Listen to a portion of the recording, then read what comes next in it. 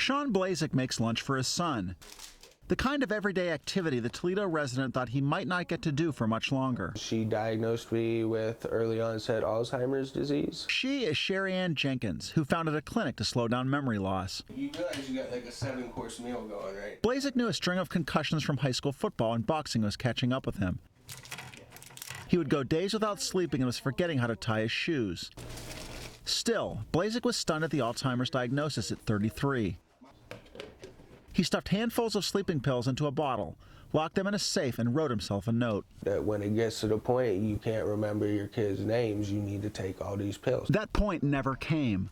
Another test confirmed Blazsek did not have the irreversible neurological disorder. I knew, that something fishy was definitely going on. He's among dozens of former patients suing Jenkins, saying they spent months undergoing therapy at the clinic, believing they had the mind-robbing illness.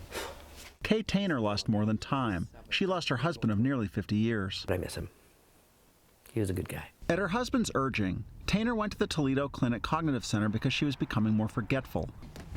Jenkins diagnosed both of them with Alzheimer's. Tainer says her husband, who loved to ride motorcycles, sunk into a depression. To me, he never stood up again. He never was tall again. He was always frumpy after that. He gave up. A few months after the diagnosis, Gary Tainer took his own life. His autopsy indicates he didn't have Alzheimer's. The lawsuits say Jenkins, who has a doctorate degree in physiological science, didn't have a license to practice medicine. Many people deeply trusted Sherry Ann Jenkins. And the diagnoses that she gave them were life-changing. Jenkins opened the Cognitive Center in early 2015 through the Toledo Clinic, a multi-specialty medical center where her husband, a licensed doctor, is a partner.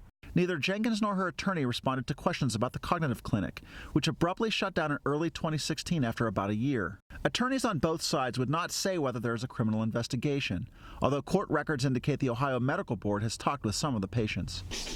The silence from Jenkins has left her former patients wondering why. I'm not sure if it was financial or if it was about, stature. Tainer says she doesn't know either, but she is sure of one thing. Yeah, he'd be here without that, no doubt at all. My kids don't doubt it. I don't doubt it. Jenkins' former patients are seeking monetary damages, but say they're aware that no amount of money can make up for what they've lost. Mike Householder, Associated Press, Toledo, Ohio.